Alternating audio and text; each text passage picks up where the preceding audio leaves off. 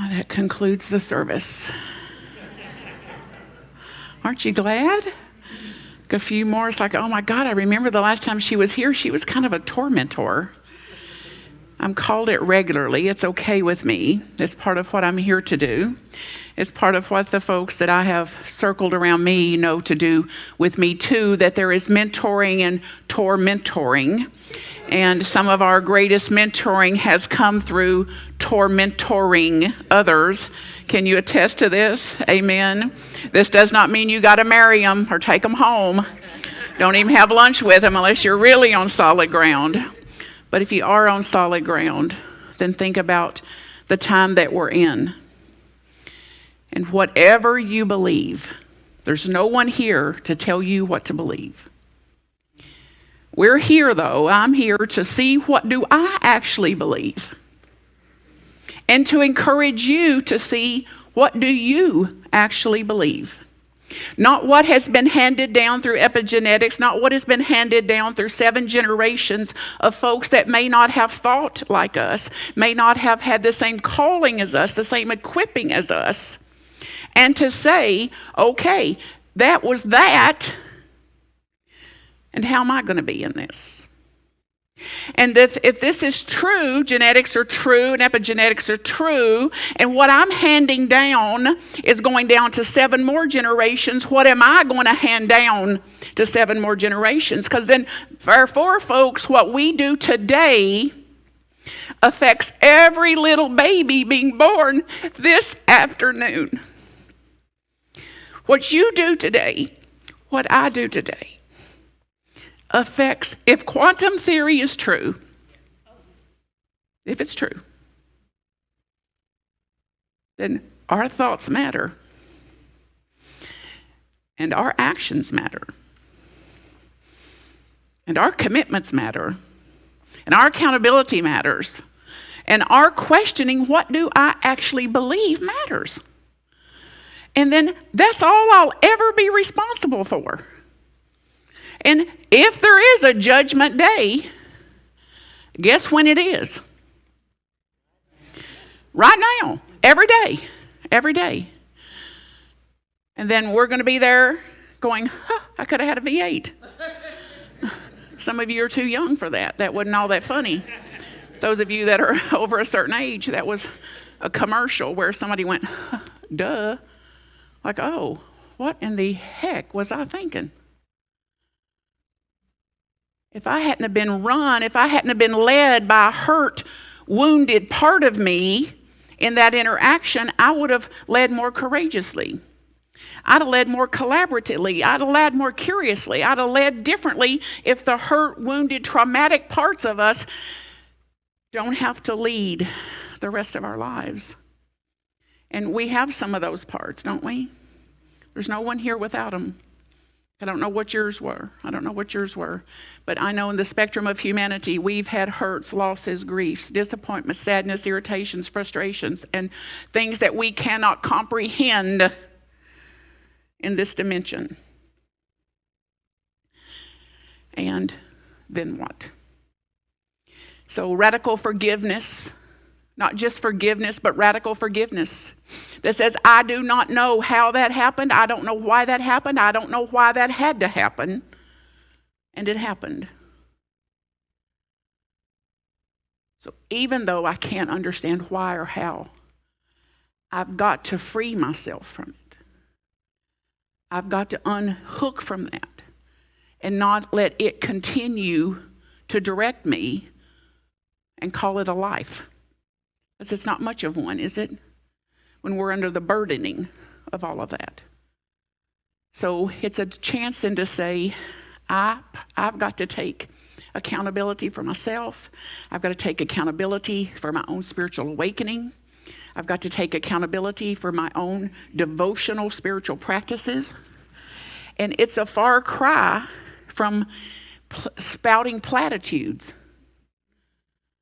and quoting somebody instead of like, what have I embodied about this? That my actions are speaking louder than my clever little quips about spirituality and who said what. And speaking of a quote, I've got a few. And I was intent. I haven't used notes like this in decades. And it was important today for some reason that I want this to be exactly like it was said. So that's what I'm going to do.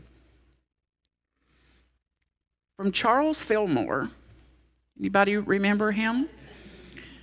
Now, this was a long time ago. The spiritual journey is not a linear path. Have you noticed? Like, after all I've done for God,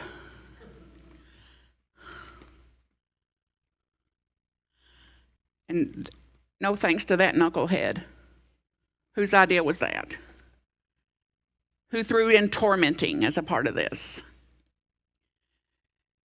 A spiral instead. A spiral, an ever unfolding spiral, inviting us inward, inward, inward, inward, before upward. And how many people I've witnessed over the years, a lifetime I've spent at this. At 3 years old, I declared I'm a minister. Now that was very, very funny to the family I was in, who's never heard of such a thing as a minister that's a woman. So imagine what that was like. And how I had to go inward to my own convictions to say, they can't comprehend this, and I know what I'm here to do. So that's what I got to do. And then it's like, I want the bliss experience. I want the bliss experience. I want an out-of-body experience. I'm like, you can get them. And the second you're back in the body, it's like, now what? You know, we can have a great meditation, and before we get to the car, somebody's crossed us. What are we going to do there?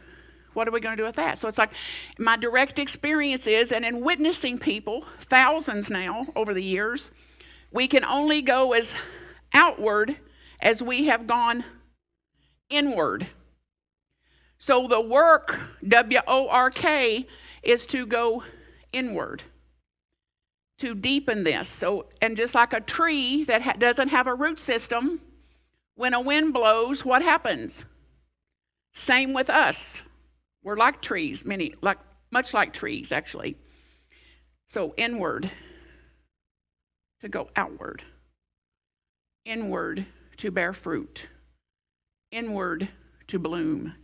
Inward, to sustain. Inward, to last. Now for the quote. You thought that was it, didn't you? We are not made, Myrtle Fillmore. We are not to be made perfect, but to unfold perfection already existing within us. This is spiritual awakening. This is spiritual deepening. Spiritual awakening is that moment, a series of moments when we become aware that there is more to life than this little pinhole view of life that I have. You might make a little fist. Just do it, any of you daring enough to do it, and look through it. Now look around, looking through that little pinhole. Now how much of that do you want to do? You want to go through the rest of your life with that view? Have you had enough of that view to say, wait a minute, let me at least go here? There's a few more, little more beauty there. First is, if I could take that lens down and say, and Aisha presented yesterday at that extraordinary conference, that in this research and what we're seeing, what we're actually able to experience is something like 0.0000001% of what is actually going on. The same is true for what's going on inside of me. Because that's been very, very scary territory when we start going toward feelings and what happened and how that affected us. and vital to do to be in full expression. Vital to do, critical to do if we're going to be in wholeness, in atonement. It can be dramatic at times and extremely subtle. And my direct experience is the more subtle it gets, the more powerful it gets. And that's what I'm after. And I naturally want that for you, based on what it has liberated me from, given to me. I naturally want that for you, for others. Myrtle Fillmore,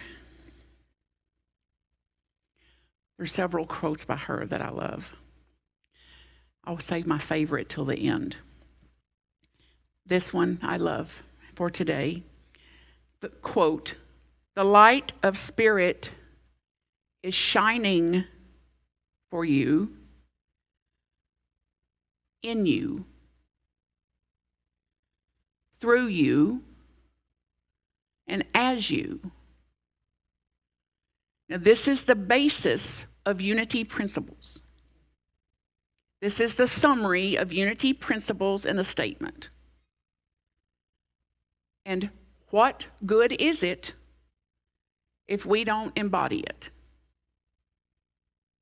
If we don't say, dang, if that's true, then I am actually the light of the world. I may be the only church anybody ever attends. I may be the closest to God that anybody ever experiences.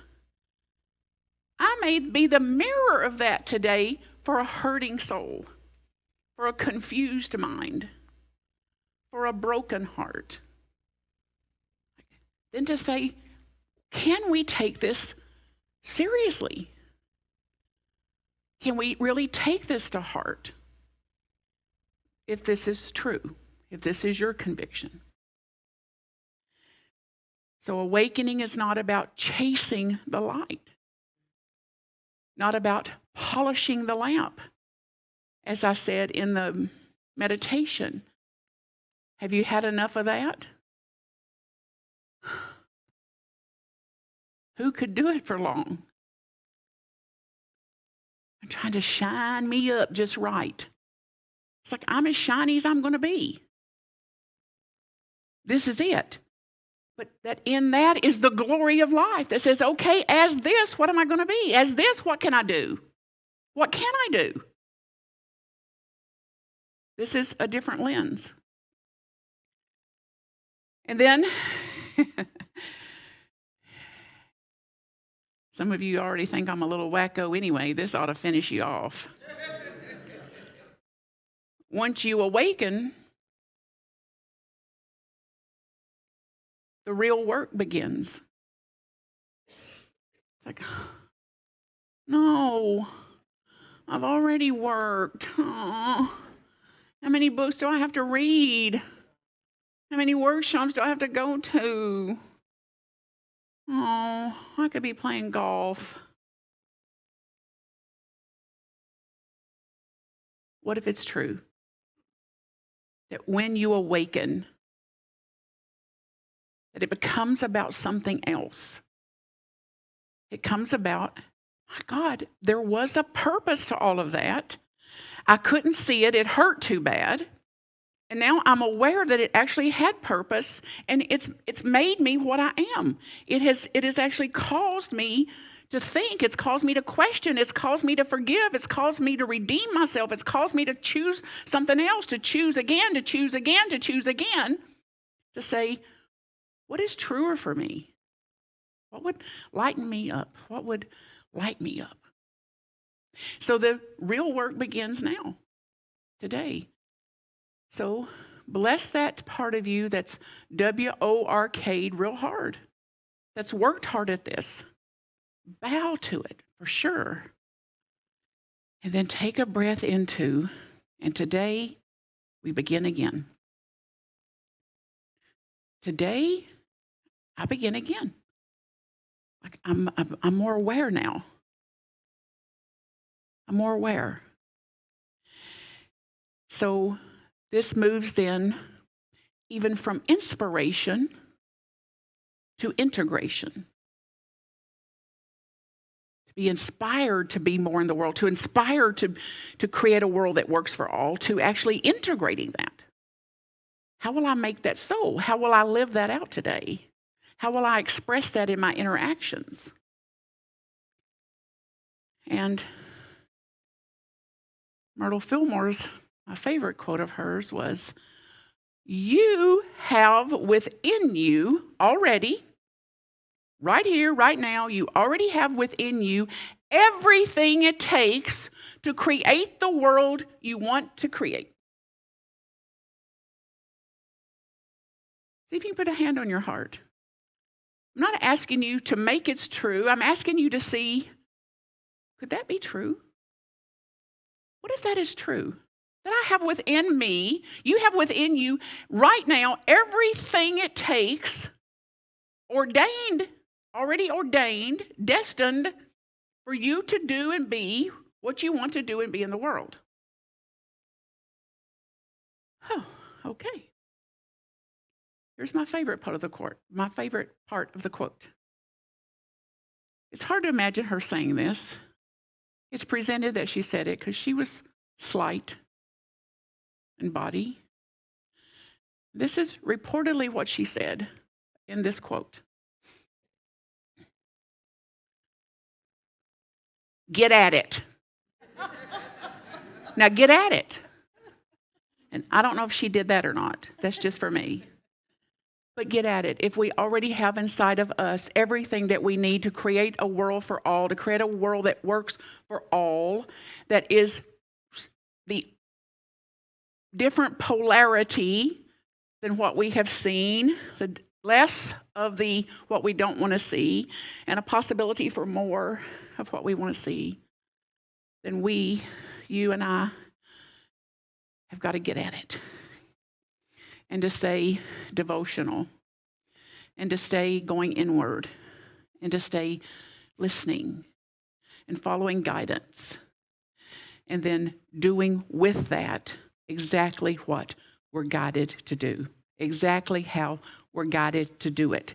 And it may not be popular, and it may not be their way, and they may not can comprehend it, and they may not agree with it, and they may disagree with it. And guess who's you're accountable to? The only person you're accountable to, your own spiritual awakening, is in your own hands, in your own care, in your own devotions, in your own prayers, in your own meditations, in your own mantra, in your own singing, in your own painting, in your own serving others selflessly. And we'll take a look this afternoon for another hour or so at some practical ways to do this, even with our human spectrum, what it is. So I also want to say how proud I am of all of you. What you continue to do here in this epicenter, in the headquarters of unity, the nucleus. So think cell biology. And whatever's in the nucleus of the organism is in the organism. So what you're doing here as the nucleus for unity, for headquarters, for the movement, for the principles, for the teachings, for this truth that was shined out for us that many hundred years ago, to see we're the ones appointed to this time that we're in now, to see to it that this goes forward.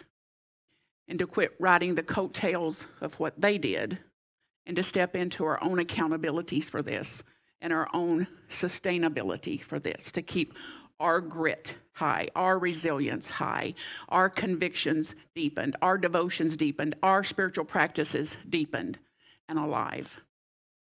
And I watched a group of, 200 and some women yesterday come together, led by this board of leaders. and created something like $2,000? $2,078 for your youth and family department. These are things I'm talking about. I watched a group that I'm affiliated with called the Affiliated New Thought Network look out in the world and see what centers are in this sustainably, who is serving this way. And we directed our tithe to your center.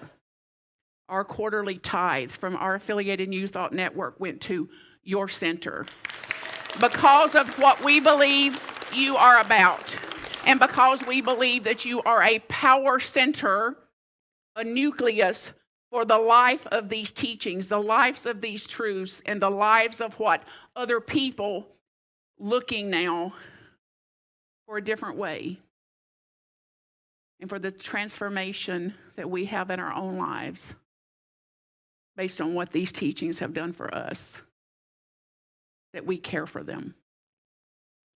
And we do everything we can to make sure they're available to any other human open to this, ready for this. And I bow to you for your work, and I am with you. I stand with you. I stand for you. And 25 years so far, and I'm just getting started. And we will do this. And together we can do what no one can do alone. We can do together what no one can do alone. So Godspeed to you as you practice. Godspeed to you as you deepen. And as you go inward to go upward. And I'm cheering you on. And if there's ever a way I can support you, get directly in touch with me. MarthaCreek.com to do that.